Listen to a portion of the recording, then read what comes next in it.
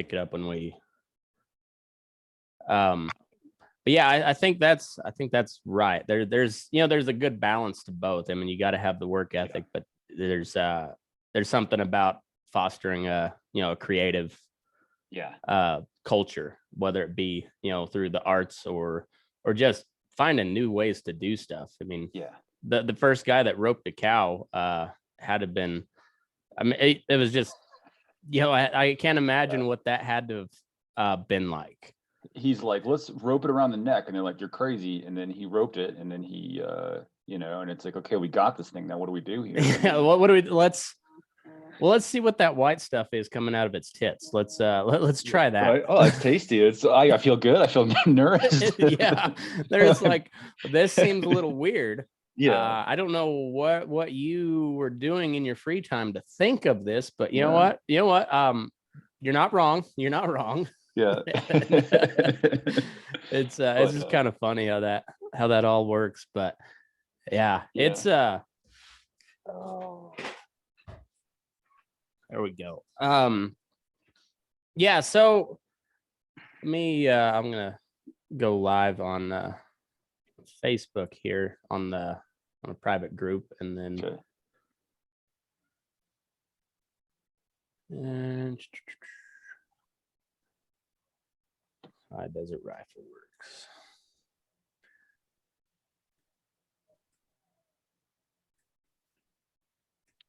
You're going hot on Facebook? So it'd be on my Patreon cool. Nice. Group. Nice. So and then Daylight patrons, there we go.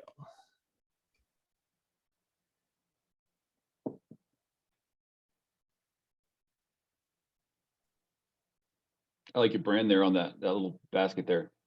Thanks, man. Yeah, one of my listeners sent that to me, and nice. Yeah, it was pretty cool. We're using the 5G. It's a cattle brand that my grandfather started, and he got it in like 1934, and then he was off to the war in the 40s. But he came back and started a little ranch here in New Mexico. But yeah, it was kind of cool. So we've kept the brand going. We have it now, but 5G. So. Nice. Well, I got let's see if you can see it or not. I'll put it up to the camera, but my dad's brand. Nice. At quarter circle triangle Z.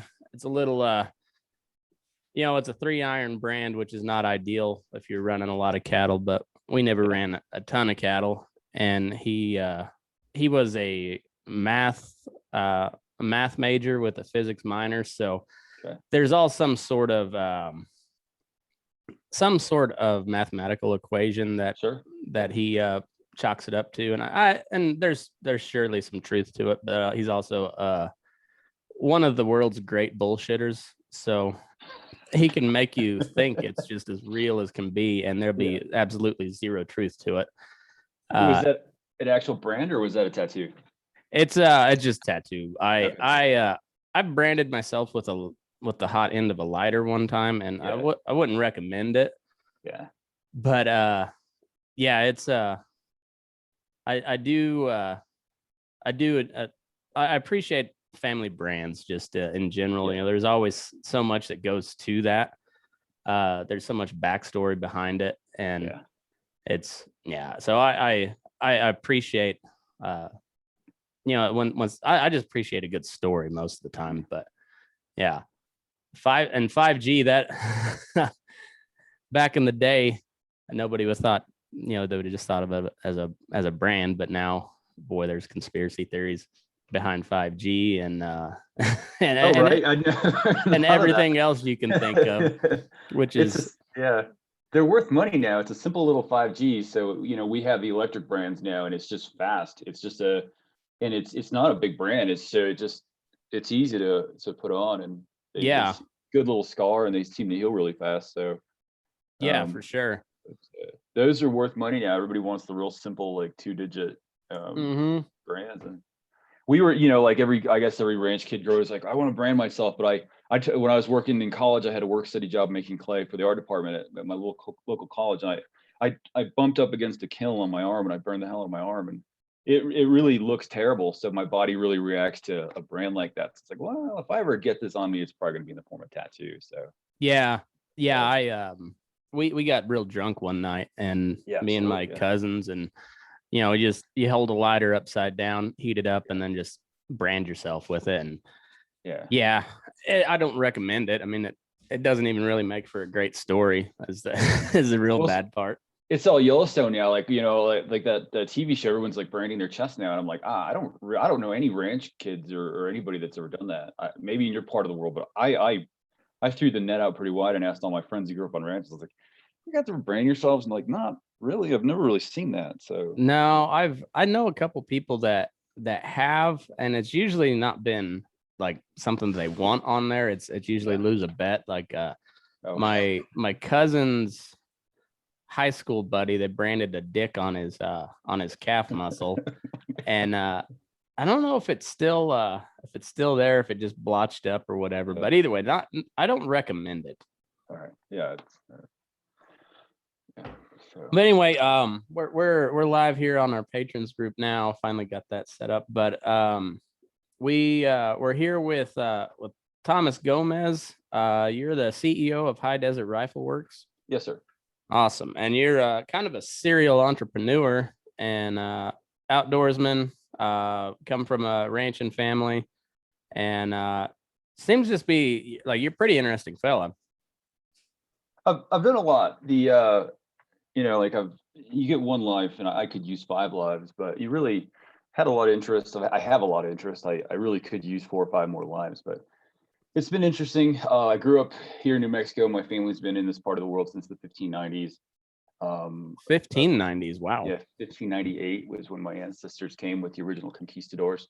Okay. Yeah, we're still tied into 4 of the old Spanish land grants. We still have land grant land south of Albuquerque. So we're, and of course, you give it a few hundred years, then my ancestors, obviously started marrying into some of the Pueblo culture. So I have some Pueblo ancestry as well. But Okay.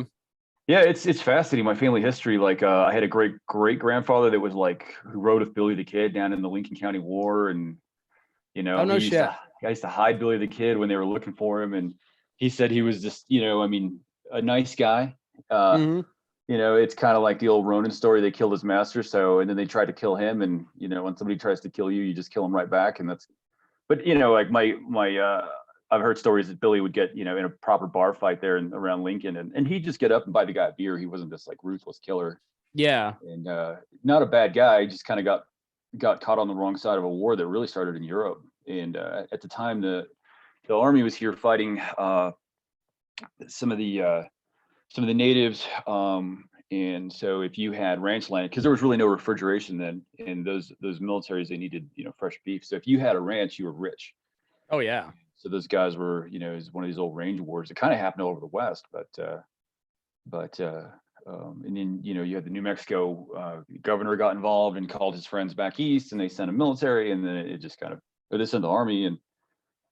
But yeah, he used to hide Billy the Kid, and so yeah, it's fascinating. I have another family member who was the guy that started Raton Pass up in northern New Mexico into Colorado. He was the guy who kind of first set that up, and then ultimately he sold it to the railroad. But yeah, the family's been here for a long time. I grew up on a farm south of Albuquerque, and then we have a ranch north of Ruidoso. Okay. And then I went to school in Albuquerque, so it's kind of like the country mouse, city mouse. Mm-hmm. My parents worked in Albuquerque. It's really hard to support yourself primarily ranching and farming. So my parents had day jobs, but they put us in Catholic schools, and they said we really only afford this because of the farming and ranching operation. So you guys need to help out. So from a young age, my brother and I had a vested interest in our education, and it was a good experience. We didn't really have a lot in common with our peers in the city. Adam and I were involved in sports. He was a star basketball player, and I was a very average, mediocre wrestler. But it was discipline, and but we'd be in the city all day. We'd get home after practice. We'd be up early for practice. We'd come home, do homework, do our chores, and we did that for years. So, but yeah, there wasn't really a lot of TV compared to our peers. I'm 38 at the time. Yeah. There was MTV. It was interesting to see our peers who literally just did their homework and then sat down in front of the TV and were exposed to like mass media versus those of us that weren't. Right. How I was the easy it is. same way. Like, Right. because I'm Yeah. a couple years younger than you. I'll be 36 this year. Nice. Yeah. I was also an average mediocre wrestler. My claim to fame was the Walsh High School annual wrestling tournament, which was a pretty big tournament. We'd have like the boys ranch team from Amarillo would come up, and then there was a couple Amarillo teams, big schools that would come up to Walsh, and we were in wrestling, we were a 2A. Everything else, like wrestling and track, we were considered 2A, but we were 1A. Everything else, I think they're playing 6-man football. Yeah, I mean it's small town, but I held the record for the 189 or no, it was 171 division. Okay. I think. No, it was 189. I was still wrestling 189. Yeah. And I was naturally right about 180. So so it went from 171 to 189. Yeah. And in Texas, they have a 180 division. One of the boys ranch, their stud wrestler, he's this big black kid. Yeah. He had to cut weight to get down to 171 or something like that. I don't know. He was way bigger than I was. Yeah. He pinned me in 14 seconds, I believe, or 12 seconds. Yeah. And I, in turn, pinned another kid from another Amarillo team in also 14 seconds. So I got both fastest pins of the entire tournament for that weight division. So it's my claim to fame. But we had an antenna with 3 channels. It got hit by lightning one time and it fried the little receiver box. So we said we had a TV, but no connection to the outside world. We just had movies. Yeah. So it was, we come from a similar background. Yeah, it's good. You learn to be an eagle early on. Mm-hmm. You didn't. I mean, one of the, not to delve too much into Freud, because a lot of what he said was, it's questionable. But he said, let's not talk Freud. For me personally, what I've seen is humans that can deny their herd instinct are just, exponentially better by an order of magnitude. They're not sheep, so they're going to question everything. And I think we're kind of a dying breed.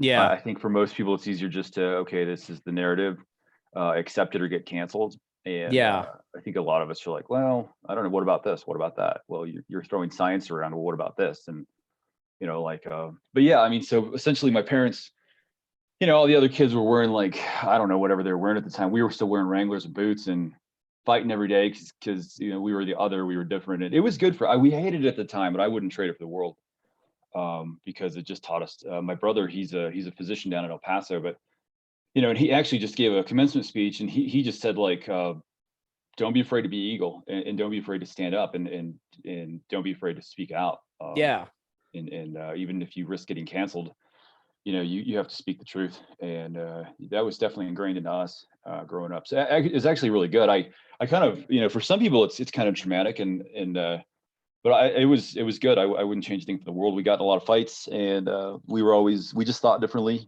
We questioned the narrative early on, and it was a good experience. So that was kind of my childhood. A lot of work, and then we bought a ranching operation, and that was in '97. We bought the ranch. It was we still have it. It's a 5-section ranch. It's not a real big ranch, but 5 sections. It's pretty decent. Yeah, it's not bad. It's high desert New Mexico, so elevation's like 6,200 feet. Awesome for long range shooting, because I have like a 4,000 yard extreme long range that has constant 20 to 25 mile per hour wind from left to right, constantly, always. So it's that's great for learning wind and long range ballistics and how the wind affects bullets. And then we have another range that is a wind course, and you never know which way the wind's going to go. So I teach the kind of the precision hunting courses back there. Nice. And it's guys that are like taking these 1,800 yard shots. This is a piece of cake. I'm Carlos Hathcock reborn. And then you put them on that range, and they can barely connect with like a 10-inch plate at 700 yards. And it's like, this is the real world back here. This is how a hunt could be. You can't really. There's a lot of variables you cannot control. And I've had some world-class shooters out there.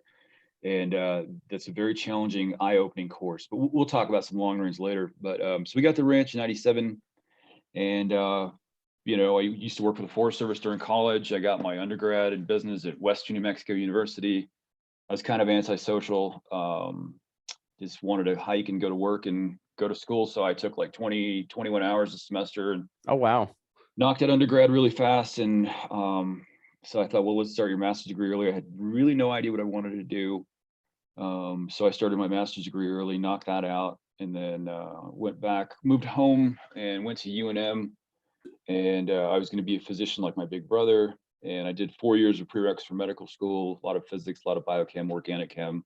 I had a Yeah. year of anatomy labs. That was kind of cool. We were dissecting the cadavers for the AMP courses, EMT training. So it was cool. It was good. At the end of that, I was just burned out. Just kind of wanted to just get a job. So I didn't go to med school. I was just so burned out, and I got a job with UNM Hospital as a clinical analyst, and I did that for a number of years.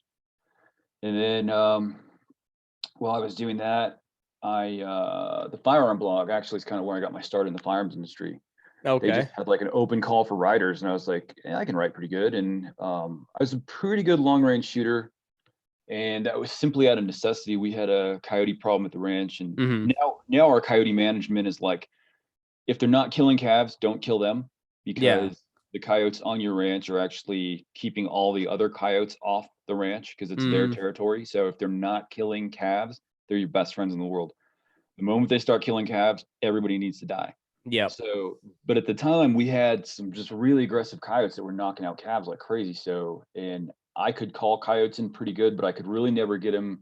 They would stop at 500 yards and just stare at me. Yeah. So it was like out of necessity. I bought an old Remington 700 and 308, put a somewhat decent scope on it, and learned how to shoot long range. And this was like 06-ish, when 07-ish, when you had the global war on terror. You had like guys like Todd Hodnett in Colorado or in Canadian Texas who really just kind of revolutionized long range shooting. You had Jacob Bynum down in Corpus Christi, Rifles Only, doing really good stuff. And these guys really kind of modern. You had Frank Alley of Sniper's Hide. You had some legit shooters kind of coming online and, adopting a lot of the new technology. So I kind of caught the wave of that. And I'm an autodidact. It's really a self-taught person. And actually, I Hmm. can teach myself anything. But there's a point where even autodidacts need to hold themselves accountable and go compete and go get training from legit guys. So I started getting training from like the Hodnets and the Frank Galleys, and then I did that for a number of years, kind of dealt with the coyotes, and then that turned into eventually teaching.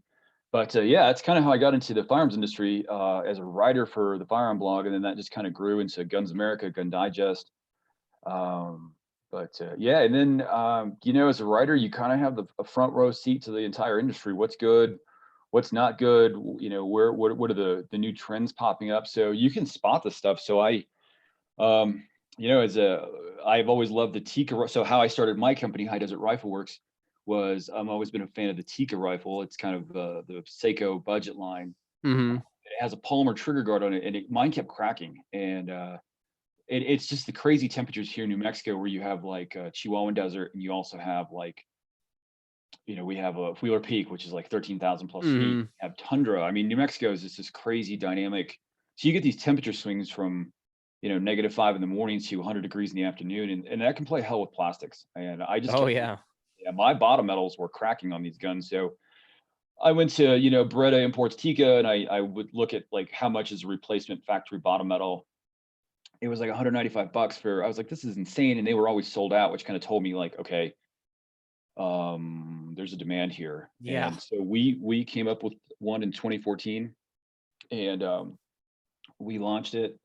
We started working out the bugs because it's a polymer part, fitted to a polymer stock. And when you go with something rigid like aluminum, there's a lot of engineering challenges that need to get overcome. So, but it took us about a year to R&D something. In 2016-ish. We launched the company and started selling guards. And we've actually done quite well with that. There's also the consulting piece of that. There's a lot of marketing.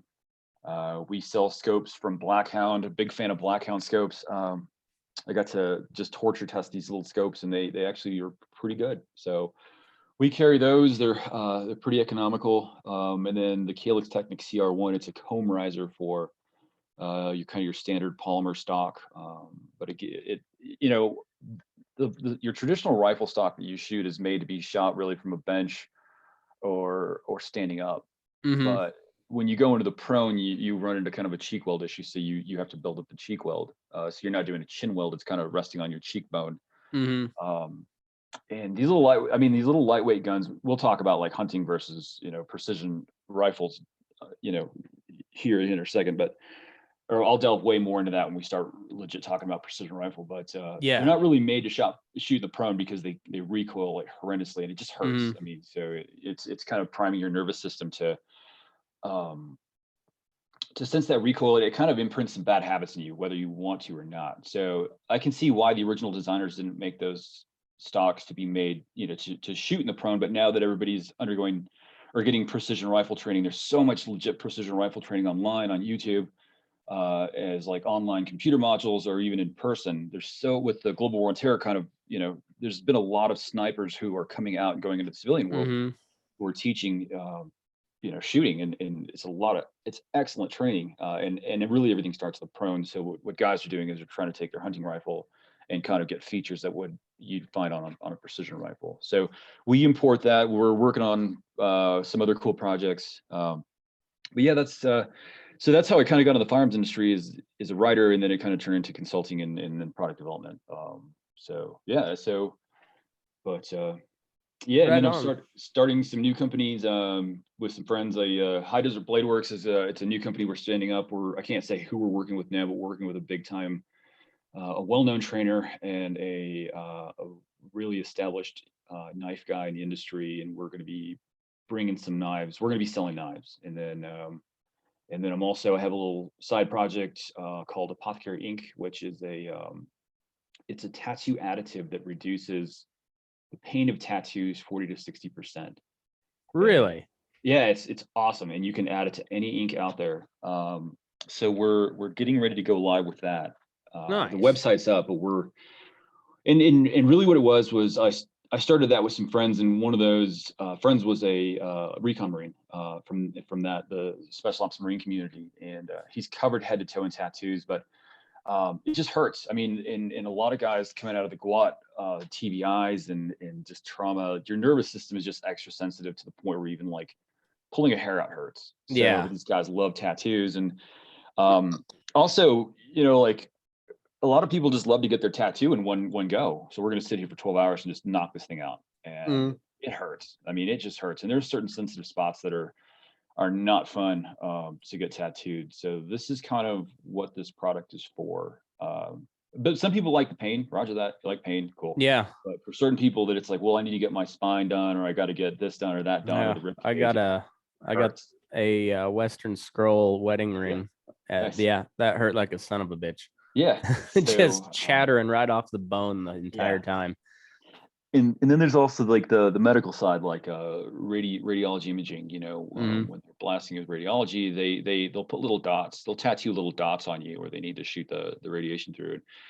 And it's got to be permanent because they need to do that over and over and over, and they don't want that to wash off, so they actually just tattoo it. And then there's also the scars. People that have scars, alopecia, rosacea. Where they can use tattooing to blend the pigmentation in, so it doesn't look like you have a scar. And then of course the breast cancer mastectomy, they usually cut off the nipple region, and so what they'll do when they reconstruct the breast is they'll just tattoo like a nipple, and it you couldn't tell. I mean, so there's people that they don't want to get tattooed. They're not pain junkies, but there's still an application for tattoo. So it's really this was really set up for that, and our logo actually has a little pink ribbon on it because that's it's definitely a huge market we're trying to have a solution for. So that's awesome. That's it's the wonders of capitalism, isn't it? Like, but if there's a market for tattoos, there's gonna be a market for ink and something else. There's always something. Yeah, I always go back to that Milton Friedman, and he's not my favorite economist by any means, but I mean he's pretty damn good. But he has that whole talk about just the number 2 pencil and everything that goes into putting a number 2 pencil together for like 5 cents. Yeah, and it's just insane. You talk about the rubber trees to the aluminum mine to everything. It's wild how And I guess that, it just, the economy, everybody talks about the economy being numbers and stuff, but the economy is people. People need things, they want things, and they have stuff that they can trade for things. So it's, or they have excess of something, they don't know what to do with it. Well, somebody else can be like, hey, I can use that for this. And, it's just, all that leads to innovation, technology, and it's amazing how it all works. Yeah, it is. And just, we'll get into like tips for entrepreneurs, but just if you can change 1 billion lives and make a buck, like you'll be a billionaire. Oh, yeah. And have the focus to just help people and solve problems. Mm-hmm. Yeah, I mean, it's just capitalism. That's what this country is. I feel like we're kind of going away from that, sadly. Yeah. Which may be the end of us, but I think we'll come back. The greatest social construct ever in the history of mankind was our Constitution, which is kind of an outgrowth of what the British set up. So it's, but that's there. We know we still have a lot of copies of that, and so when it all burns to the ground, and we can come back, just following that document and just, it's just everything's so polarized. Without delving too much into politics, it's like the powers that be want us all separated and angry at each other and polarized. So that's exactly right. But so let's we have on our list here, we got precision rifle training and Q Pro defense. So let's talk a little bit about that, because I like guns. I know guns a little bit. I'm not particularly a gun guy. I'm a huge Second Amendment advocate. Yeah. But like, as far as like I don't nerd out on guns. I nerd out on other things. Absolutely. And but I always like hearing about it, because I like when people that know what they're talking about, I like hearing them talk. Absolutely. So I was never in the military. Most of the majority of my closest friends were all in special operations in some capacity. So it's kind of cool that you get drawn. High performers are drawn to other high performers. Mm-hmm. And, but I'm in my area, I'm kind of one of the few civilian guys who actually was hired by ex special forces guys to help teach precision rifle. So I teach precision rifle for Quiet Professional Defense, which is here in Albuquerque, and they have a parent company, which kind of secret squirrel, I can't really say, but due to ITAR, you have to, if you're going to teach the military certain skill sets, then you have to teach not necessarily tactics, but you will have to teach also to civilians. And ITAR is it's a law that regulates what we can, intellectual property and hardware, which we can essentially export. Mm-hmm. So but yeah, I took a course from these guys about 4 or 5 years ago, and they said, hey, you're really good at shooting. Are you interested in teaching? And I said, absolutely. So I started teaching for those guys. And we, precision rifle training, you have an intro course, which is just how to set up a rifle, how to shoot a rifle, what is a rifle, what is a scope, how does it work? And then this is just a basics course where everybody gets 0 to 100 yards and maybe shoots out to 600 yards. Mm-hmm. And this is, it's absolutely like what you saw on social media. I had John Jones come to the ranch. Yeah. The UFC fighter. I was in a gun store in Albuquerque, and somebody just said, hey, he needs training. And so we kind of like just started shooting the breeds. And so I took him out to the ranch, and him and his, he's got an awesome group of friends. We went out to the ranch, and we kind of did just a basics fundamental course of shooting the prone. So all shooting, whenever you're zeroing a rifle or checking zero, or, the most stable position is in the prone position. But in the prone position, you have a bipod, or you're shooting off like a rucksack, or you're kind of leaning into something. But there's everything kind of starts in the prone position. Mm-hmm. But it's how you lie behind the gun. So you lie behind the rifle, so the recoil is kind of absorbed into your shoulder, and the gun's going to recoil straight back, fall back on target. Mm-hmm. There is how you're, like, if you're a right-handed shooter, how your left hand interfaces with the stock, right? So typically there's a lot of blood flow that goes through our hands, so we use like a sandbag or like a little bean bag. Mm-hmm. So if you need to make any adjustments on the rifle, you actually do it with the beanbag, so you're keeping your pulse points off the stock. And there's also your right hand, which is doing all the work manipulating the trigger. So sight alignment, side picture, sight alignment, trigger control, and follow through. We always preach that with handguns and carbine, but it's the same with rifles. So You want to get a good sight picture, natural point of aim, meaning that you're not using muscle to keep the sights on target. And then gently interface with the trigger without, disrupting your sight picture or disrupting your sights. So all this is taught in the prone position. But a rifle that is optimal for the prone position may be a little too bulky or a little too heavy for the woods. Now you're seeing this now, but like the guns that I shoot, I don't shoot a lot of competition anymore because, we had a kid and I'm standing up a half dozen companies and I'm kind of slowly taking over the farm and ranch and I'm, I got a million consulting gigs going on right now and I have to travel a lot. So competition, I don't compete anymore, but I used to. And the guns that I would compete with were like, some of them were like near 20 pounds, once I throw a giant scope on it and a suppressor and a giant barrel. And but I'm not ever really going to carry that in the woods on like some backcountry hunt in the West. I'm going to try to get my rifle around like 6 pounds.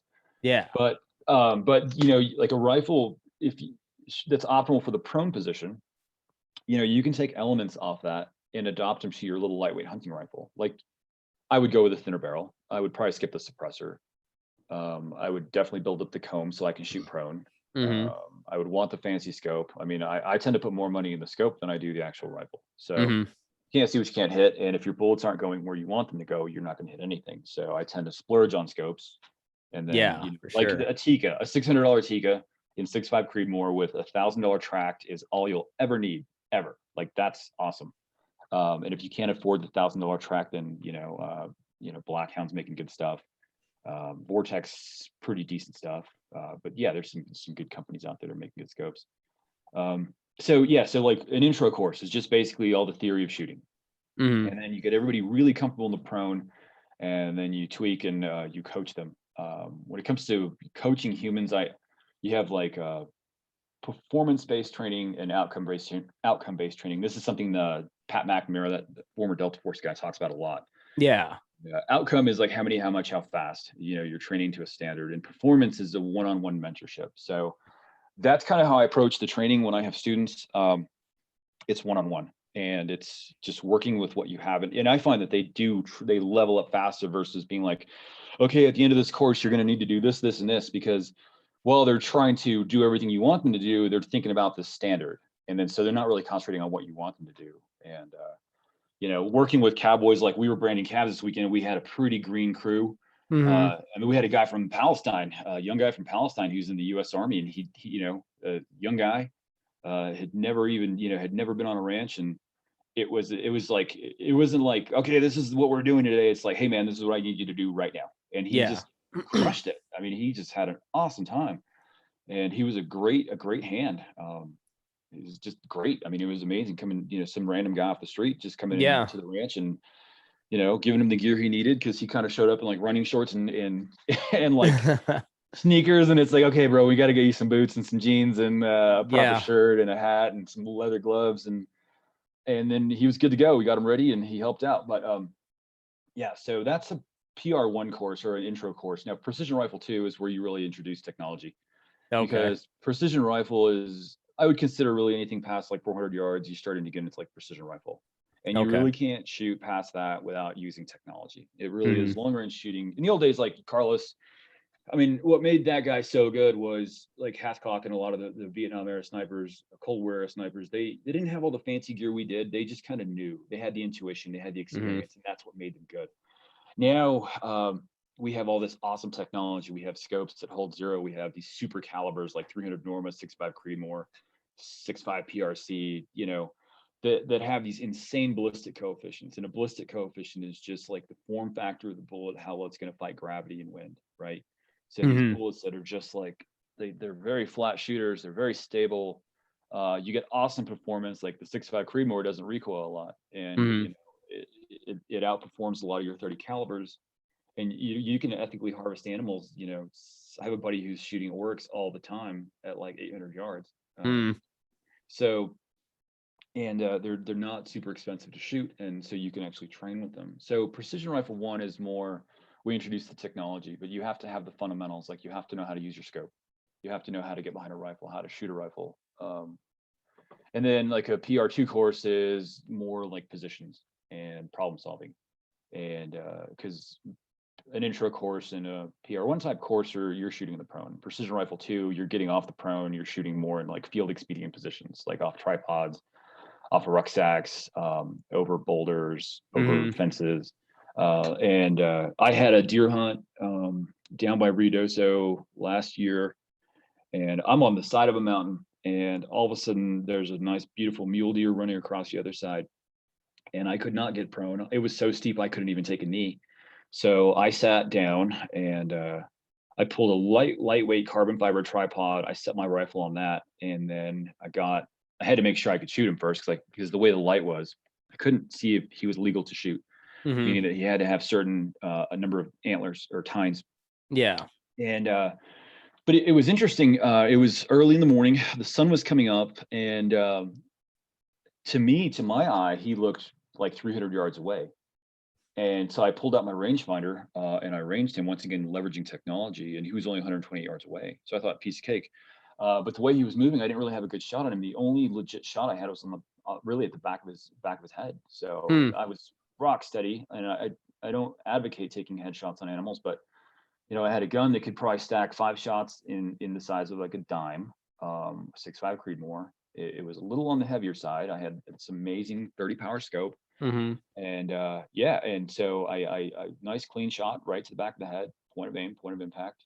And it was crazy walking over, once we hiked down the canyon the other side, looking back towards my shooting position looked like it was like 60 yards away. So once again, like leveraging technology and removing like long range shooting is just accounting for all the variables. And one of those is range. And so had I trusted my eye, I would have missed entirely. I would have overshot that animal. But leveraging technology, it was a nice, clean, ethical shot. I mean, that thing was pretty much dead before it hit the ground. So, but so that's like a PR2. Well, I mean, so intro, what is long range, how to get behind a rifle, what's a rifle, what's a scope, this is how you use it. Everybody shoots to maybe 600 yards. PR1 is, okay, now everybody's going to shoot at least to 1,000, maybe some fun shots to a mile, but that's not really applicable. It's not really applicable at all. Even in modern warfare, we really don't let our soldiers do that. Because you really can't account where that bullet's going, and if really you're shooting a target that far, you might as well just call it like some type of aircraft, or like a drone, or some type of air asset. Yeah. But like everybody sees like all the long range hunting on TV, and they're like, cool, these guys are just running around just shooting elk at 1,000 yards, and but what they're really not showing you is all the misses. And there's a lot of variables you just really can't control, like wind. You just cannot control for wind. And unless you've walked the entirety of that, like literally, I mean, hypothetically, walked all the way to the animal and walked back to your shooting position, you cannot account for the wind. So what those shows don't show you is all the misses and all the wounded animals that are going to go die in the bush and never get harvested. So when I teach the precision, so I teach for Q Pro, and then I have a lot of clients from Texas that just fly into the ranch. And so I do a lot of private courses out there. There's also the national labs here in Albuquerque, and those guys, I work with a lot of those guys one-on-one. And so we'll do like a 2-day course, a hunting course. And day one is just, I take them to the 4,000 yard range where we have nice steady wind left to right, 20 miles an hour, piece of cake. We set up 1,000 yards worth of steel, bigger targets, 10, 12 inch, 18 inch gongs. And then I'll hang a 24, at about a mile, just so they can kind of say they shot to a mile, which is, I mean, everybody wants to do that. My longest shot's been 4,000 yards. I had an 11-second flight time, and it was with a 375 Wildcat, and it was cool. But really and that advances the field of ballistics and long range shooting because of all the technology. The stars really have to align. But there's nothing, it's just nothing practical about that. Being able to shoot 1,000 yards and in on demand from any position, that's applicable. So, I'll warm them up out there. They shoot, they push to a mile, and then it's like, okay, let's do this for real now. And then I hang steel targets that are like 8 and 10 inch gongs all the way to 1,000. And then only first round hits matter. Yeah. And then now the wind's insane. And they realize like really pushing past 700 yards is just very, very, very difficult. And it's kind of an eye opener. They're like, okay, if I'm hunting an elk size animal, maybe my personal limit's about 800 yards. If I'm hunting an animal that's like the size of a deer or an antelope, it's about 6 or 7. And then a lot of those guys, it's a melding of, it's not just the rifle's capability, it's also the shooter's capabilities and maybe their optic. So when you put all this together, what can that weapon system, including the shooter, actually do when it comes to performance? So, but yeah, I'm glad that the long range hunting trend, it seems like it's kind of dying off a little bit, and I'm glad. Yeah. A lot of guys go out there and try to do that for real, and then they miss like crazy. And guys are trying to do it with like 308s, and I love 6.5 Creedmoor, but and a lot of guys have done it, but it's not really made for those 1,000-yard shots. You know, you're really going to want like a 300 Norma or a 338 Lapua, one of the big boy calibers. Yeah, something's got some real knockdown power. Yeah, so like, 1,500 foot-pounds of energy at that range, because let's just say, what is it? You need at least, for a deer, I like to transfer 1,000 foot-pounds of energy. So I'll look at a ballistic table after I run the numbers and be like, okay, how much energy do I have at these ranges? And for like my Creedmoors at our elevation, it's around 700 yards. So, and I know with my personal skill set, if I'm prone, rock steady, and I'm on a range and there's no wind, and I can account for the wind, or it's wind coming from left to right or right to left, not wind at my back or blowing in my face, because that wind can change on a dime, and it's very hard to account for. But if I'm prone, yeah, I'll take an elk or a deer at like 800 yards if I can literally account for every variable. But if I'm in the mountains out here in the West, you can't. Yeah. So my personal limit really drops down about 600 yards, and a lot of that's dependent on, can I get steady? If I can't get steady, I'm not even going to bother. I'm just going to try to get closer. It's going to be like a 200 to 300 yard shot. Yeah, that's kind of where I'm at on hunting. I'm just not. I can shoot out to 400 or 500 yards, but not consistently, and I don't shoot enough to sharpen up on that, which I should. I just don't. So I like to go 300 and in. Just for, that's like my ethical kind of stopgap there. When life slows down for me a little bit, or in the spring, you should come out to the ranch, and we could do a podcast out there, and we could just absolutely like podcast, and then we could do like a Q&A on your Patreon. Just people can just call in and ask questions, and it's caliber debates and brand, people tie their ego to a lot of this stuff, and I'm not like, I sound like a 6'5" fanboy here. I'm not a 6'5" fanboy. It just works really well, but there's nothing wrong with 30. I mean, Grandpappy killed Nazis with an .6, so by like 30-06 is awesome. 270 is great. The 280s are awesome. 243, I'm going to rankle some people. We have at the ranch, we have a lot of antelope out there, so I've done the guiding for the antelope hunts for a number of years, and I don't have a warm fuzzy when it comes to 243. It just doesn't. I mean, it either makes a mess. If the animal's close, it either just makes an absolute mess, or if they're too far, it just punches through them and doesn't really do anything. The 6.5s do wonders. The 30 calibers do wonders. I've never had to track an animal that was shot with a 6.5 or some flavor of 30 caliber. So there's a lot of people that are really partial to the 243, and I like it okay, but I'm more of a 270 if I'm gonna be in that caliber. I'd go with a 270 over a 243. I think the future of long range is going to be in the 270 and 280 family. The 6.5 Creedmoors, the 264. That's a 264 caliber. But yeah, the 277s, the 280s, even like that 6.8 Western 6.8. That's a 277, I believe. What do you think of the 25-06? My dad's got one. I've watched him shoot running coyotes at like 400 yards with it, just like Kentucky windage. And I'm like, how do you do that? How do you do that? He's just like, leaning against a vibrating diesel truck. Like, oh yeah, I just, held a little high and shot. And like, wow, that thing was, then you range it and it's like 400, it's a good round. It's a great round.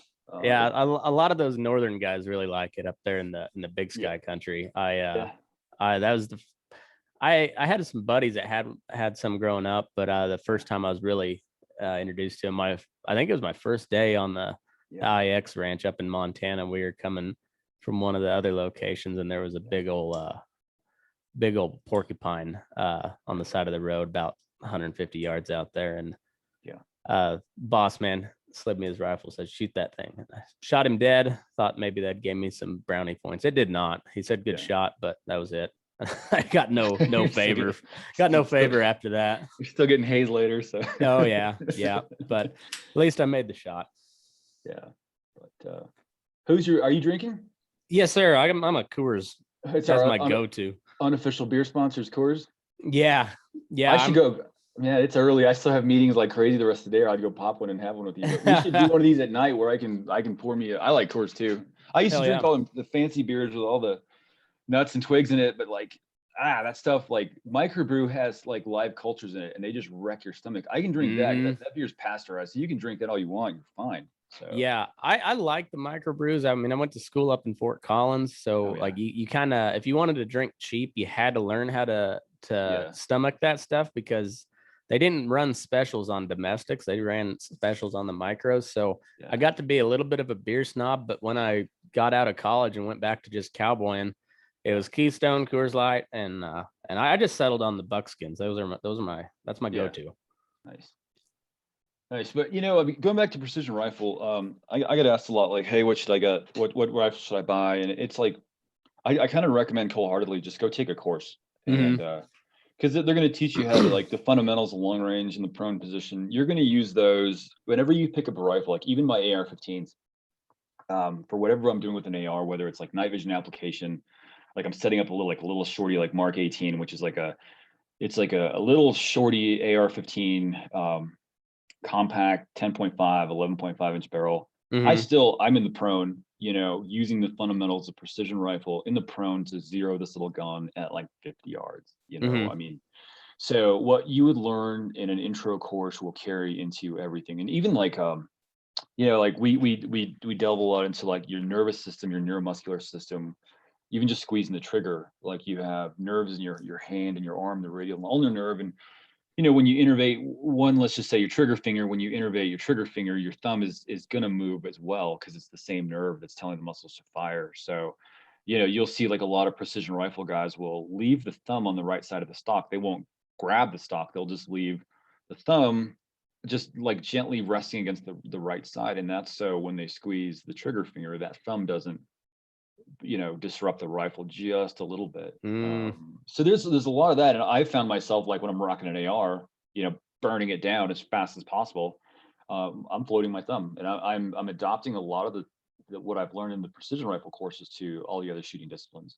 That kind of correlates a lot with horsemanship and handling, like your rope. Like, one of the last things you grab the rope tight at the last ditch effort, because you want to be able to have that rope slide through your hand without ripping flesh off. So and it's really cool watching some of those old buckaroos.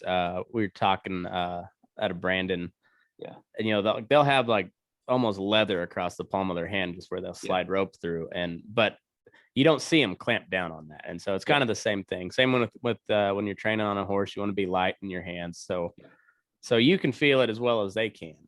Yeah, it's kind of wild. Like going into handgun, my friend Clay Martin, he was a Green Beret guy. He taught me how to shoot a handgun. We were doing this media event in Salt Lake City, and he's like, "Your handgun skills are absolute garbage, but let's fix that." So we went to the Ready Gunner range, and we had a few hours to kill, and they had a bunch of riders that were gonna put us on planes to fly us all back to but we had a few hours to kill. So the who was putting that? It was Silencer Co. Silencer Co. was there. Action Target was there, and who was that? Another company, but they brought a bunch of riders out to show some rifles off. Sauer. It was a Sauer event. Really, Sauer was the main. But they had there in Salt Lake, and so we just rented handguns and shot for a few hours. And he's like, "Okay, you're terrible. Let's make you better." And what he showed me, there's so much overlap between shooting a handgun well and shooting a precision rifle. But it was kind of funny. I think, as in high school, everybody goes through what I call their ninja phase, where they want to go learn karate and, learn how to use nunchucks and samurai swords. And, so I took lessons from a guy with the Japanese katana, and what he was showing me with that katana, how to hold it, like what like digits in your hand are going to hold what points, and how to literally hold this thing and move it. It's identical to precision rifle. Like, it's identical.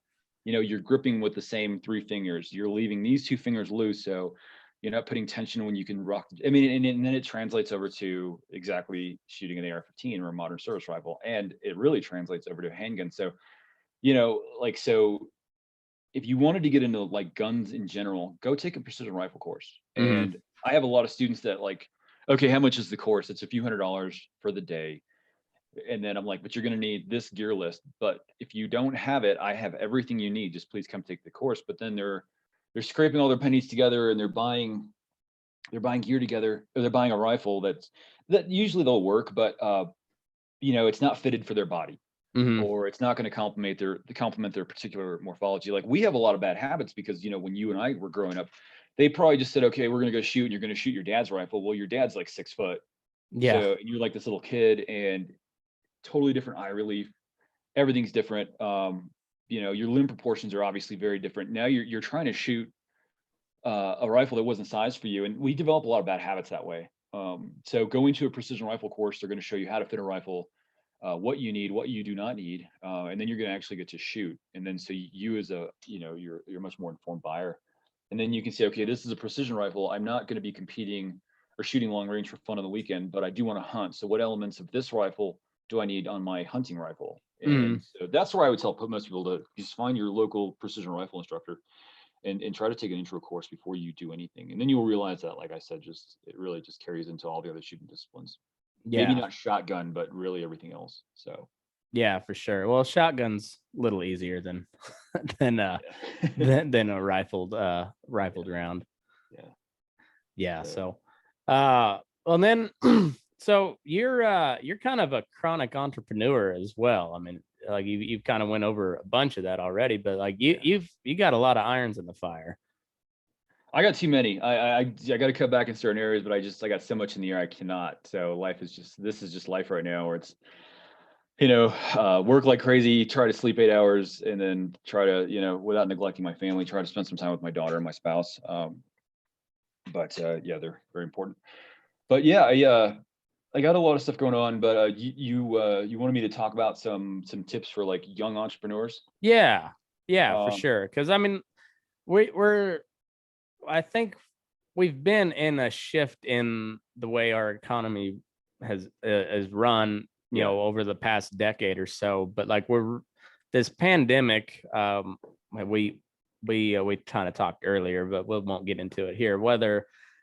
However, the origins came up, and hold on, YouTube. I don't want to get another strike, so we're not delving into that. I'm just saying that we everything really came to a head with how different our economy is now than it was even just a decade ago. yeah, And so I think there's a lot, especially like in the farming and ranching side of things. There's people that they're looking at, how can I make this work?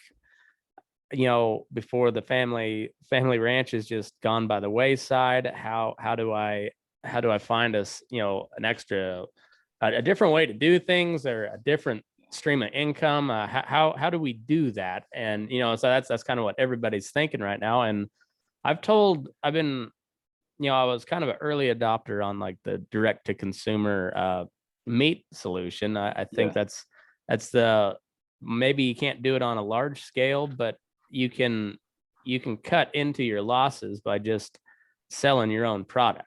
And we have one of the greatest marketing tools ever invented by man in social media yeah. at our fingertips. And if you could figure out how to use that to do something that you're good at, you can make money.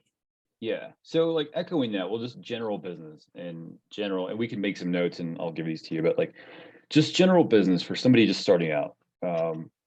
So how do you succeed? I mean, be first.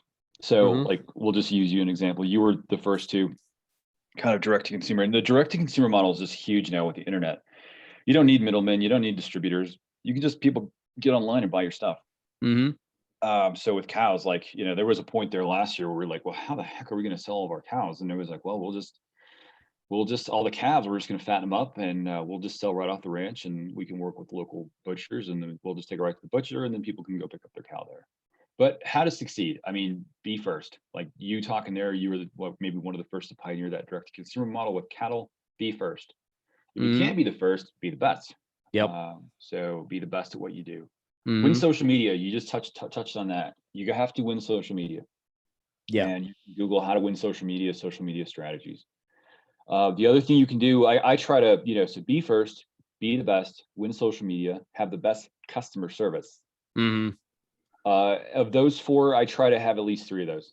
When I'm doing Yeah. something, I try to at least three of those, because you're not always gonna be the first, but you can be the best.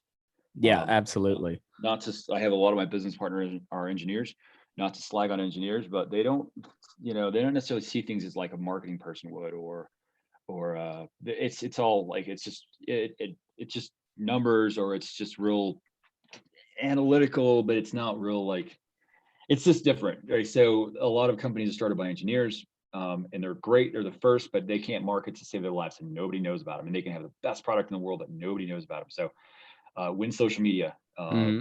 So once again, be first, or try to be the best. You Yep. should try to be the best always. Win social media. There is no excuse for bad customer service. No, there's not. No excuse for that. So have the best customer service, and just do it. Just effing do it. I don't want to cuss on your show, but just do it. No, no, this is an open show. Just fucking do it. Just do it. And that's like, with your burning daylight, you're burning daylight, and our most precious resource is time. And Mm-hmm. we were all born to die. We're dying right now, and every day we're getting closer to that dirt nap for good. And so just do it. Your most precious resource is time. So just do it. Yeah. And I told and this is kind of brag on myself a little bit. I try not to do that too much, because I realize I found a niche here, and it took off for whatever reason, but there's a reason people keep coming back to listen. But I was kind of somewhat in the country, or in the same area of the 4-6's ranches here about a month ago. And I'd been talking to Boots O'Neill on the phone, and I said, well, I might as well just go down and see him. I figured that was the only way I was ever going to get an interview with him. Well, now that has morphed into where I have a weekly conversation with the fella, and now we're kind of buddies, and it's just cool. But all I had to do was just call down to the ranch and get a hold of him, and then it all went from there. And now I've got a really cool end to a unique figure throughout the course of history that I think he'll be known well, or way longer than I ever will. But I've got a unique chance to get some stories out there on record that he may not have told anybody else before, and that's just pretty damn cool. Yeah, absolutely. So I'm just gonna pick up the phone and call the guy and leave a message, and hopefully he calls me back. And that's, I could have started High Desert Rifleworks probably 6 months earlier, but it was just me. Mm-hmm. It was me just dragging my feet. It's not perfect. The website's not perfect. I got to learn about this. I need to do that. Oh, and my accountant was like, and really it was my father. My dad was like, just turn it on, dude. It's not going to be perfect. Just turn it on. And we did. And all of a sudden started making money. And my accountant's like, hey, so what took you so long? And it was just me. So now it's never going to be perfect. Just turn it on and go, and just do it. So just general business, how to be successful. Expect to work very, very hard. Expect to work, 40 to 60-hour weeks. That's just the way it is. If you don't like hard work, it's not for you. It's not for you. And not everybody's an entrepreneur, and not everybody's truly creative. But hard work will level every playing field. I don't care where you went to college. I don't care your IQ, just work hard, and that will level all playing fields. Just hard work. But like, I'm not saying sit in front of your computer and look busy for 60 hours a week. I mean, actually do work and get the work done. There's just no way around that. All the Instagram BS that you see with all these people flaunting their wealth, that's not, real life. It's, you get up, you maybe work out to blow out your cortisol levels and, boost your testosterone a little bit, and, dump any anxiety and work, drink your coffee and get to work. And that's that. And work as hard as you can and spend some time with your family in the evening. And then once they're all to bed, you're working till 2 a.m. and that's all there's to it. And get used to that. That's going to be your life for about 10 years. If you're serious about business and entrepreneurship, it's going to take you about 10 years to get there. If you're lucky, 4 to 6, but worst case scenario, about 10 years before you truly, one day you'll wake up and you're an overnight success, and it's all that work. So what do you, does that sound right to you? Is that about right? That's kind of what I'm working towards. I've got a day job by 5 days a week, and the rest of the time it's how do I grow this so I can make enough money doing this that I can live the cowboy lifestyle and not have to worry about, about my kids going hungry. It's trying to. And so, a lot of it is, you got to set out time to make for your family. Otherwise, they won't be there. When you look up one day and they just won't be there. So you gotta make time for that. And you gotta, make sure the bills are paid, make sure the family's taken care of, and the rest of it, you just keep grinding. You keep grinding. So it's who am I talking to next? And I'm just kind of, as far as I know. And I'm sure there'll be people that have claims to otherwise, but I'm the first podcast out there designed strictly for the working cowboy, because that's what I do for a living, and I listen to podcasts almost constantly. And because I spend a lot of time alone horseback, and so and there wasn't ever anything talking about just cowboy shit, and I was, I guess might as well start one. After a lot of urging from my wife, I could have started this deal 10 years ago, but it was all, I don't know how to do any of that. And I didn't, but turns out it wasn't that hard. You just got to go learn it. And that's, I've had a lot of people, and I was, I didn't have time to do that before, but I started doing it. Turns out, I make time. And do I get much sleep? No, I don't. But you just keep, that's what it takes. There's only so much time in the day, so you got to get the most out of it. And but you also got to find a good quitting point so you can get some sleep. That's also an important part that I haven't mastered yet. I'm working on it. And then once you know this now, because you're like, I don't know how to do any of this, and I didn't know how to do. Once you start the Apothecary Inc. thing, once, we worked all the bugs out, and then we continued to do research, and I can't really divulge what we did, but once we started doing more research on that, and really this is any project, actually this is not just that, it's literally every project I've ever worked on ever, including all the farm stuff I did as a kid, was once you start down some rabbit hole of learning something, the creative juices kick in, and you just get more ideas and more ideas. And so the success just leads to more success, and a simple opportunity, if you work at it, can just lead to millions of more opportunities. So, but you just got to start. So once again, you're burning daylight and just fucking do it. Just do it. And it's just amazing. The harder you work, the luckier you're going to get. And there's more opportunities that are just going to pop up in front of you, but you just got to put one foot in front of the other and just start moving. But basic funding, if you got a good idea, talk to a lawyer. I have a lot of patent attorneys that I work with on a lot of the projects. I sign NDAs on a lot of the work I do. I mean, you have to protect your IP, but if you have a good idea, talk to a patent attorney and get a provisional patent filed, and then you have a year to do something with that. So don't give your ideas away. I've made a lot of companies rich, and that kind of grinds my gears a little bit, but if you have a good idea, write it down and get an attorney and see if you have something. And if you do, get a patent filed. For funding, either you self-finance. Most of the stuff that I've done so far I've just financed it, just being disciplined, saved money, and just started it. But now my projects are getting a little bigger, where I actually need to go get money. So you can do the angel investor route, but then they kind of own you, or you can just go get SBA loans. And if you have a good idea, get an SBA loan.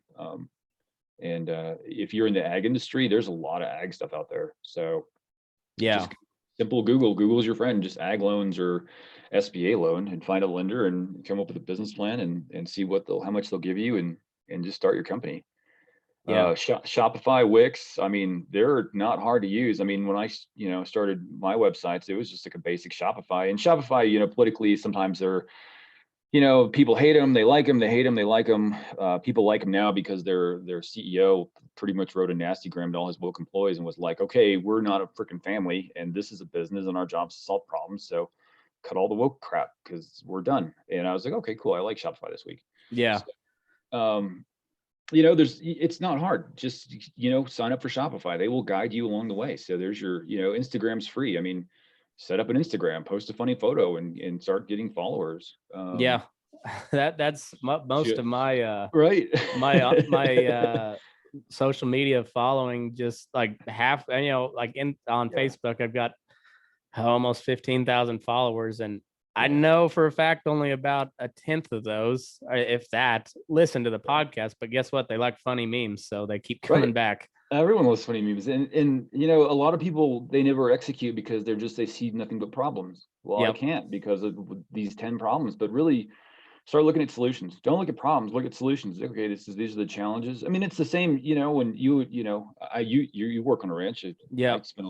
It's like it's just you out there sometimes. And it's Mhm. like, okay, it's just me and this horse and this cool wire cutter, my Leatherman, and that's it. And we got a problem and we need to fix it. We need to Yep. solve it. We got to doctor this cow right now. Well, okay, what are we going to use as a squeegee? Well, there's a gate right there. We can squeeze that and we can move the truck here and we can doctor this cow. And, you know, I Yep. mean, it's just figured out. And, but it just freaking do it. Yep. And expeditionary mindset's helpful. I mean, this is kind of a mindset where you're looking for problems to solve. You're like constantly in solutions mode. But some people have it, some people don't. Yeah. Not you know, not pooping on anybody that doesn't have it, but if you have an expeditionary mindset and you want to peel back all the layers of the onion and learn as much as you can in this life. One thing I've always said is if you pay attention, you can tap into the song of the universe. And it Yeah. probably drives my friends crazy, but pay attention, read everything that's put in front of you. And then another thing, all my success so far has been just volunteering and just kind of getting out of my boundaries a little bit. You know, like it kind of started with that article for the Firearm blog. Was just they needed writers, and you know, I raised my hand and I wrote an article and they liked it, and so I wrote for them for a number of years, and then that led to other opportunities, and then you know, I got into the precision rifle training or shooting, and then that turned into training, and then you know, one day I had a client who was a pharmacist who's now a dear friend of mine, and he had this idea, but you know, he had this awesome idea and he said, can you help me with this? And I said, absolutely. And but had I never volunteered to write that article, and I wrote it for free. I mean, it was my first article. I wrote it for free, but I threw myself out there out of my comfort zone. And I look at all of the pathways and doors that opened for me. And then, you know, just buying a Remington 700 and learning how to shoot coyotes in the face at like 700 yards. Like, okay, cool. Like that opened more. And then eventually Mhm. those two worlds collided where I had a client who was like, hey, I can kind of like you kind of, and you're, it seems like you're good with business and research. Can you help me with this project? And so it's like, if I hadn't done either of those things, all the opportunities opening up in front of me now wouldn't be here. So it's like volunteer, throw yourself out there, network, make friends, and and you know, keep your word. If you say you're going to do something, do it. You know, be honorable. I mean, you don't really hear that word now, honor, but you Yeah. know, be good, you know, be disciplined, you know, seek knowledge. Yeah. Honor Yeah, and integrity yeah, you got to have it. I think those are the two biggest things about, you know, this yeah, Western, you know, this old West ranching culture is it's honor and integrity and hard work. Like that's the three biggest things. yeah, And yeah, I think that's key to about everything in life is yeah. honor, integrity, hard work, honesty. Honesty is Kind of trust your guts too, because yep. you know, there's a lot of people, even you know, close family members, and I'm not going to name names, but they were, you know, it wasn't like they were discouraging me out of malice. It's just they didn't really understand it. There Mm-hmm. were, you know, like for the entrepreneur life, you know, like our parents' generation was like, you know, get a job, save money, you Mm-hmm. know, work, you know, however many years, and then you retire. And it just seems like the economics of that are changing now. There's really no more pensions. You have to really put into your own pension and hope the stock market's growing at a certain percentage to be able to cash that out later in life, and hopefully you have enough to retire on. And Yeah. but I don't have a warm fuzzy about that for our generation, the way things are going. So it's like you're kind of on your own, and if you can kind of see the writing on the wall. It's you really kind of need multiple sources of revenue right now. Yeah. And you got to have some Yeah, backup in something that's very yeah, physical and concrete, you know, whether it be, yeah, you know, precious metals or real estate or something, you know, because yeah. I don't, I don't have a whole lot of hope for the US dollar long term. No, And I don't know enough about what gives cryptocurrency any real value to know yeah, whether or not that's a viable option either. So yeah. And yeah, without going down the conspiracy rabbit hole on that, it just, well, yeah, yeah, I like the idea of cryptocurrency. I just, sure. there's no there. I fail to see where the real value lies. And so in that case, I think you'd be far more suited, investing in ammunition or, and I'm not saying for revolutionary purposes. I'm just talking about for actual trade purposes. Yeah.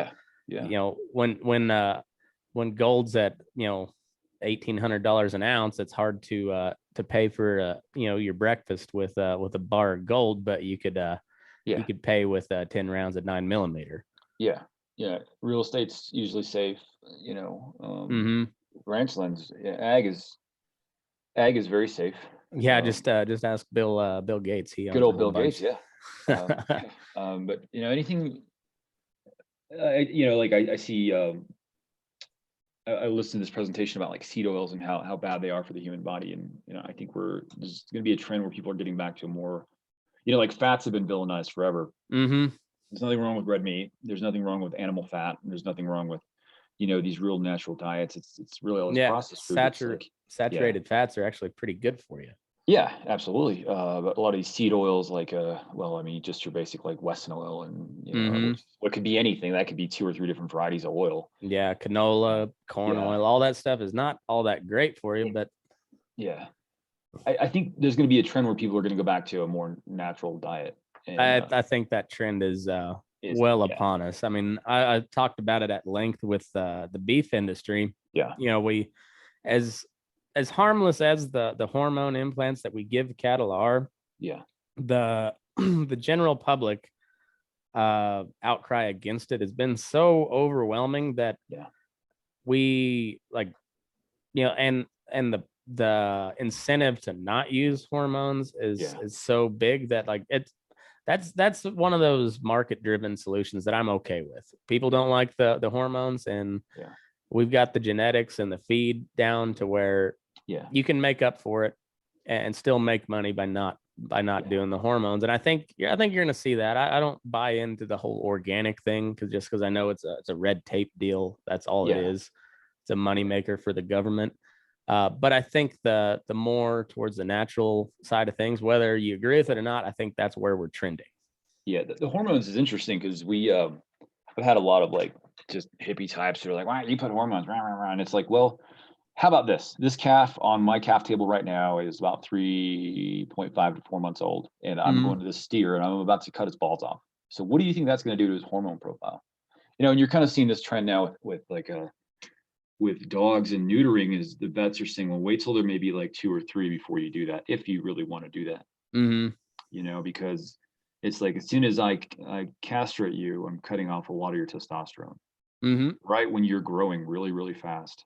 That's like a teenage boy and you cut his nuts off, and see what that does to his growth and his bones and his brain and his muscle. So how I explain that to the hippie types is like, well, we're going to cut off a major hormone for this animal, and to ease the transition from, a bull to a steer, we're going to put this little implant in their ear. And they seem to get that. Yeah. And then, when it comes to what do we give, like Cattle Master Gold and Ultra 7 is what we do for inoculations. And people, I just tell them, like, the feedlot these calves are going to, if we don't do this, they're all going to die. 50% of these calves are going to die of upper respiratory when they get to that feedlot, because it's like, first day of kindergarten for these things. They're all intermingling with each other, and every one of these animals has kind of their own biome that's unique to them. Well, so I explain that. It's like, well, how is that ethical? And then I'll throw it like, okay, well, look at your shampoo. Look at all the fake proteins in your shampoo and all the fake chemicals in and you're telling me that this food source is worse than like all the garbage you're putting in your body. Let's not talk about like, all the drugs and dope and all that garbage people, all the vape. I see everybody, vaping, and like, you're vaping and you're doing drugs and you're drinking excessively and God knows what else you're doing. And maybe you're, banging everything in sight, and you're worried about like some hormones that right. probably won't interact with your, now we don't give hormones to the females because there's really there is a mutagenic risk. So, but why would you give hormones to a female? I know some ranchers do, but it's like, on our ranch in there's a potential for any of our females to end up as mama cows. So, we really take care of them. The steers are obviously going, but like this year, due to cattle prices, we had some old cows in the drought. So we liquidated about half of our mama cows, and we kept all of our heifers, and great little heifers. You're tagged them and happy as can be. But yeah, so it's, I don't know. It's, but then they don't want us to eat meat anymore. They think red meat's bad for you. But everybody's like, well, we got to get all these damn cows off. But it's like, okay, you remove cows. Then what comes back? Bison. I mean, so then what, we're going to just stock a few million buffalo all over the Great Plains again? Because then, okay, so how's that really any different? And I know the buffalo graze differently, and they, maybe not. They fart less and whatever. I don't know. I don't know that, but it's like, okay, so what was here before we had all these ranches in the West? Buffalo. And then the buffalo sadly got removed, but they're coming back. And there's a lot of private ranchers who are bringing them back, but it's like, okay, you took the buffalo off, then you put a bovine back. So, that natural ecology is still there in theory, although, buffalo tend to graze, whereas cows are more, they stay on this pasture and then we move them to that pasture. But yeah, so it's like, well, okay, there was, a few million buffalo, and then, we removed most of them, and now you got a few million cows. So I don't really think things have changed that much. Well, yeah, and we're not going back to the old Great Plains. I mean, and without an extinction level event that wipes out mankind, that's not happening. We got a whole different deal now, and guess what? We've been ranching on in the Western U.S. for over a century now, and you've got ranches like the 4-6s and the Wine Cup and the Gamble and all these big famous ranches that have been going for 150 years or more. Yeah, I would say that's sustainable. I mean, that's the definition of sustainable. Yeah. And I don't know. It's if people in the halls of power would start listening more to their constituents about the environment in and of itself, we could get to a lot better solution. Like a lot of if you just let the ranchers and the farmers and the loggers figure out how to make these public land areas not only more drought resistant or more drought tolerant or less wildfire prone. A lot of that has to do with logging and ranching and grazing, and it's a very symbiotic relationship, but the government just adds one more layer of tape and bullshit and that's why you end up with these giant wildfire fires in California every single year. Yeah. That's why you have more and more ranchers being pushed out, and you get these like wilderness areas, which they're nice. I love public lands. I really do. Absolutely. And I don't have a great free market solution to that. So the solution that we have right now is okay if we could let the ranchers ranch, let the loggers log, and like, hey, in the meantime, keep it in the back of your mind, we got to keep this thing nice. Yeah, that's interesting with the wildfire. Like I read that the Great Plains used to burn every year, and the Great Plains are really kind of vanishing due to cedar trees. So even that, we know, like before the Younger Dryas period, like 12,500 years ago, there was great cats on the Great Plains. There was lions. There was, like the cheetah evolved in the U.S. It evolved in this continent and then went to back to Africa and Asia. But the cheetah, the American cheetah, its primary food source was pronghorn antelope. And then the antelope like got too fast and they all died. It's kind of funny. Like they won that little arms race, and they learned how to run faster. But yeah, I mean, but the Great Plains they're not in a natural state, because the fire was this massive part of the ecology where the Great Plains would burn every year. I mean, where my house is, I'm right here up in Albuquerque and Cedar Crest up on the mountain, and the fires would burn right up to this mountain. They'd burn everything, and now they don't. And there's a theory like the animals would migrate to get away from these fires. So they would migrate away from the Great Plains to get away from fire, or the grass would get so tall and the big predators, the apex predators, would eat the shit out of them. So they just had to move. And, but yeah, that's not, we don't do that anymore. I mean, there's definitely some ranches that still burn, but it's not as common. It's not common in New Mexico. It's just not, well, maybe Oklahoma, parts of that. part of you the world know, that maybe do, but yeah. And then you got like the Joe Rogan types that are all, yeah, they're really into the grass fed, all natural stuff, which is, yeah, that's fine if that's what you're into. But yeah, you also have to remember that we've domesticated cattle for thousands of years at this point. yeah, And the way our whole environment, each different ranching area in the US is, yeah, they're they have their own strengths and weaknesses. So like yeah, somebody doing the polyface farm deal in North Carolina, that's not going to work in southern Utah, southern Nevada, northern New Mexico. You yeah. don't get 30 inches of rain every single year in that No, part of the world. You can't build up your carbon, or your soil naturally by rotating your chickens and your cattle yeah, around to build up your soil base. That's not how it works out here. So yeah, it makes the most sense for us to ship them to a feedlot to finish out, because yeah. we're maximizing our resources that way. Yeah, and it drives me up the freaking wall when someone's like organic grass-fed beef, and it's like it sounds just as like that. Organic grass-fed beef and settled science are the two phrases that drive me up the freaking wall. Mm-hmm. And Yeah. it's like, because it's like, well, I don't know, I'm gonna let's just go grab that old mama cow right there and pop her in the face, and I'm gonna give you a steak right off of her right now. Yeah. Maybe we'll air dry her for 2 weeks. We'll cure that meat, or we'll Yeah. just hang her up for 2 weeks. But and then let me go pop that yearling calf who weighs 1,400 pounds, and let me give you his steak. Okay, Yeah. what's tastier, and Mm, it's like bleh. Like, if you want organic grass-fed beef, it's like, well, just go hunt wild animals, go hunt. But what are we doing? Like I shot a deer, and that deer now, I mean, I sous vide it in butter because there's just not enough fat. And I'm sous vide. mm-hmm. I don't want to lose fat because fat Yeah. is flavor. Fat is really, really good for you. So, Mm-hmm. Yeah, it's yeah, exactly right. I don't but I yeah, don't the know. Joe Rogan, I like Joe. Hopefully you're the next Joe Rogan. I like Joe Rogan, Yeah, let I this do too. be the But cowboy version of Joe Rogan. But yeah, but you'll hear a lot of these celeb types are like, oh yeah, I just eat organic grass-fed beef. And it's like, yeah, it's gross, man. Like, yeah, I don't know. I've had a lot of really good venison. I can tell you the best stuff I've ever had came from Southwest Kansas that yeah. was eating corn and alfalfa its entire life. And guess what? It had no fat to it, but it Yeah. had some flavor. Yeah, I mean, even some of the natives, like, they prefer to hunt bison in the fall when all the grass had essentially gone to grain. Yeah. So it's all seed, and what are they eating? They're eating all that. So essentially, Mm-hmm. they're kind of slightly grain finishing themselves, and so there's more intermuscular fat, and maybe that's when you should pop Yep. and pop one of these big bison and eat them then, because it's just going to have more flavor in it. So, Yeah, I but agree. It's yeah, I don't know. There's and that's something here on the ag side we've got to do a little better job of yeah, messaging, because I've said it before. 95% of the U.S. eats meat, and about 95% of those eat beef on a regular yeah, basis.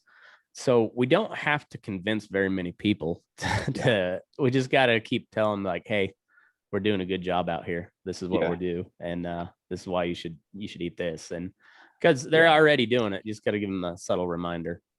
Yeah, the it seems like everybody it was cool to be vegan a few years ago, but then everybody started actually looking like what is in like veganese, and it's like just pure like vegetable oils that are just destroying your Mm-hmm. mitochondria and making you sick and fat, and all of a sudden now your cholesterol profile looks like dog shit, and Yeah, it's like totally, the Beyond Burger. yeah, They try so hard to make it taste like a hamburger, but in the meantime, it's got like 30% of your sodium intake for the day off of yeah. one patty, and it still doesn't taste as good as beef. It tastes like chemicals. I had one just for fun to Me just to, too. yeah. we I we just had tasted, one on the show, and is it me? There's like three or four of us, and yeah, I will say that very initial flavor that you get, they nailed that, but yeah. that only lasts for about a half second, and then you're just like, nope, this is gross. So I put like, because I'm like Hispanic from New Mexico, so we got to put green chili on everything. Oh So there's yeah, green that's chili and cheese on everything, and I still could just taste chemicals. And I'm like, how is mhm, this is not? And you yeah, look within it, it's like soy oil, and it's like, oh, this is doing wonders for my cells. yeah. So I always tell people that go through New Mexico, I said, if you want the best green chili cheeseburger you've ever had, just go to any town in New Mexico that has a good, say who makes the best burger in town. Go there, eat a green chili cheeseburger, and that'll probably be the best cheeseburger you've had in your life. Just there's something about Hatch green chilies. good old Hatch, yeah. Oh Yeah. man, they go with everything. Southern Colorado's got pretty good. They got good chili too. Yeah. It's New Mexico, Southern Colorado, a little bit of Texas, a little bit of Oklahoma, but Yeah. mostly Colorado, New Mexico. Chihuahua too. In the years of drought, it's kind of a little dirty secret. There's a lot of hatch chili that quote unquote hatch that's grown in Chihuahua. It's pretty good. They bring it back over and they call it hatch. It's not. It's the same strands. It's the same climate. It's the same elevation. Pretty good. Not pretty quite good. the same, but pretty dang good. It's the New Mexico. You just got to have like the someone's old grandma back there making the burgers and. Oh yeah. It's there's nothing better than chili season. Like you go through anywhere in New Mexico, or like especially like you go through Denver, and just every stoplight you roll up to, there's a little Mexican family roasting chilies with a tumbler, and it smells delightful. That's like you're from you said Baca County? Yeah. That there's such an overlap between like, because the Spanish, if you looked at like the Spanish Empire at the height of, really before, they split up, and I think it was like Pancho Villa that revolted, and then you have like the modern state of Mexico, but he was a Spanish officer. But if you look at how much like land in the US that Spain actually held, it was like pretty much all the way to like Alaska, most of the Midwest, all the way to Florida. And so that New Mexico culture, you just see it like all over southern, like the San Luis Valley. Like my brother and I, we go up to Creed and fly fish a lot, and like we went into a Chili's there, and it was like just being in like a Chili's in like like Las Lunas, New Mexico. It's like this is like home. I mean, there was like our dad's, your classic cowboy who wears his blue Wrangler shirt and his Wranglers and his boots. And I mean, it was like any of these guys could be, it was such an overlap of cultures, and it was kind of wild. But yeah, that Southern Colorado, parts of Northern Arizona, parts of Texas, like Canadian area, like it's all just one unique culture. I hate to call it New Mexican culture, but it's very New Mexican. It really is. And so like my aunt, she's makes best green chili on earth, pork green chili. Yeah. But her family's New Mexican. They're Mexican folks, but they grew up in modern day New Mexico, like way back when. And my biological mom, her family's, I found all the way back to the 1876 census, but I'm sure they were there way before that, right around the Huerfano River area. So I got long standing ties to that part of the world. What's her last name? Avila. Aguila or Avila? Avila. Yeah, they've been here since the beginning. They're one of the founding families. Yeah. You go to Santa Fe, they hang a crest of all the founding families, and I'm pretty sure they're up there. So I wouldn't be surprised. Yeah, no, we're so I got the old Spaniard Mexican. Nice. So got half of that going. So we're very similar upbringing. I got to say, pretty wild. But yeah, it's hell, this has been a cool conversation, Tom. That's been fun. Are you guys branding now? What are you guys working on now? Well, I went to Battle Mountain this weekend for Brandon. That was hot. It was 100 degrees. Had some kind of Brangus type calves, and it was hot, but it was good. Brandon calves are. I heard you say you guys use a calf table. Yeah, we it's just easier as my dad gets older, and we have a lot of inexperienced help. If it was all just like rough cowboys, fine, you could rope and drag, but and we've only had one accident. We had a calf. We don't know what happened, but it died. We roped it, and that was like early on. It's probably like late 90s. We roped a calf, and I know what happened. It just didn't get back up. So, and we didn't manhandle it. I mean, we were all pretty gentle. I don't know what happened. Like it just died on us. So we kind of, after that was like, well, a lot of our help is, it's people that they're still fascinated with the Western lifestyle. So they come in and they help out. And, there's enough jobs around a calf table. Cool. You handle, my dad's obviously doing branding and inoculations, but someone's holding a tail, or someone's grabbing the rope, or someone's helping with, with ivermectin, or someone's helping with inoculations or ear tags. There's always jobs, you need a bookkeeper, you need someone to bring the calf. So there's jobs for everyone. And it's kind of cool. I think from a marketing perspective, the more people that are not familiar with the life that actually can see truly what happens, because PETA would, if like, I was looking at it objectively a few years ago, like if PETA was there filming just what we were doing, they're like, oh, these guys are laughing and they're they're torturing animals, and they put pressure on the thing's neck, and then they tied its legs, and it's like, but if you explain that, it's like, well, we're holding the head here, so it keeps the spine in alignment. So my father can, the animal's not moving as much. And we have to cut these little nubs off, and it looks horrific because you like scurd cows or the little horns. So you cut the buds off and then you kind of cauterize it with a, that's it looks brutal as hell. But then you tell them, it'd be like, just like if you like just got a nick on your forehead, it's gonna bleed like hell for like 5 minutes, and then it's done. Yeah. And does it really hurt? No. Is it annoying? Yes. Yeah. But and then like this particular Brandon, they they do a cheek waddle. So it looks brutal as hell, because when you poke, they just pull out a little piece of the cheek, punch the knife up through it, and then just leave a little flap there. But you listen to the old man that owns the ranch, and they've got a lot of times they were running on a community grazing allotment. Yeah. And when you'd go to gather, you'd have to sort neighbor cows off, and you'd look for that cheek waddle plus the ear marks. That way you wouldn't even have to get up close enough to look at a brand. You could say, hey, we've got 3 strays in here, and just ride in, sort them out. And it's just little things like that. It was all designed to make things go smoothly. Like the brand, you make them unique so you can see them from a long ways off. And then if they're far enough off, like there's a rancher out here that does a double underslope on their ears, and so you can see them from a long ways off when both their ears are coming to a point. Those are our cows, because it's a community allotment. So it's just little things like that makes Brandon time gathering go so much smoother. Yeah, we've so with that, we try to bring out people that don't really understand the life, just to come see it and explain why we're doing what we're doing. And I think that's important. Extremely. And they'll be like, well, why do you have to brand it? And it's like, well, it's state law. I mean, in a perfect world, I'd just throw like a little implant under the skin and we could track everything by satellite. But but that's, we have to brand, and that's it. Plus that little implant, I can cut that thing out, and then people can steal my cows. So we have to brand. That's just how it is. We don't enjoy hurting animals, but and those cows, they have a good life out there. I mean, it's not a lot of predators. They got all the food they need. They got all the protein they want, all the clean water they want. Everybody's vaccinated, has ivermectin. I mean, it's pretty good life out there. It really is. A little chaotic in the end, but overall, it's not a bad life. And there's just so many benefits to it, and especially like if you're raising a family, it teaches your kids they have to work hard, or you have to. That there's no other choice.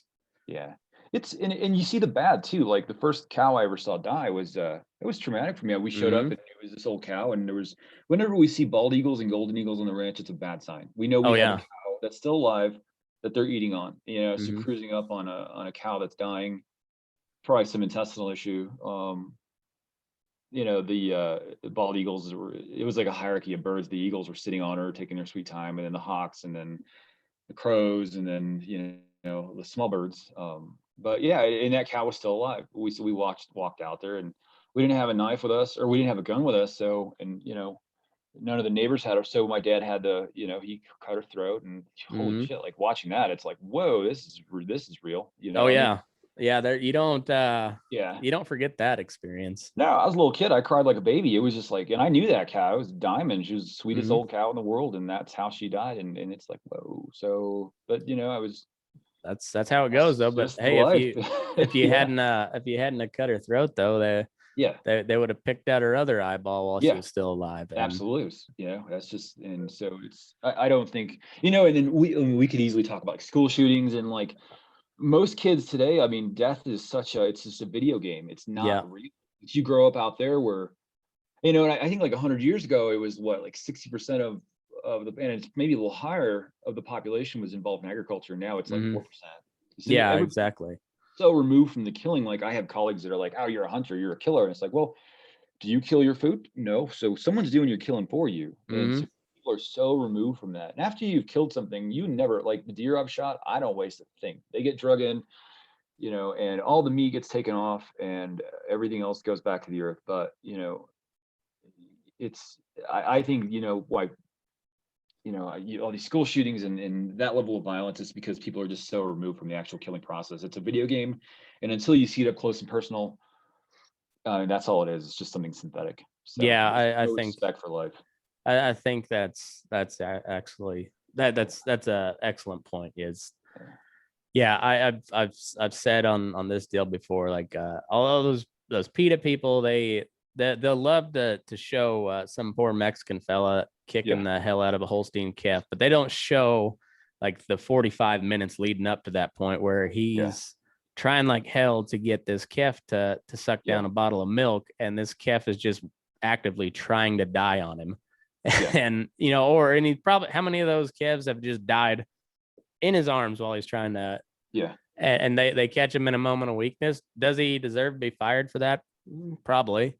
I don't know, maybe not, who knows. But I guarantee you though, they made their millions of dollars from that video and got a bunch of donations, but that poor fella probably got deported. Yeah, or he got his ass kicked later. Because if you have a cowboy that intentionally likes to hurt cows, he's not going to last long on the ranch, and he's going to get his ass kicked. I promise you that. Like, he's going to get beat up. If that's your thing, like, you're not hanging out very long.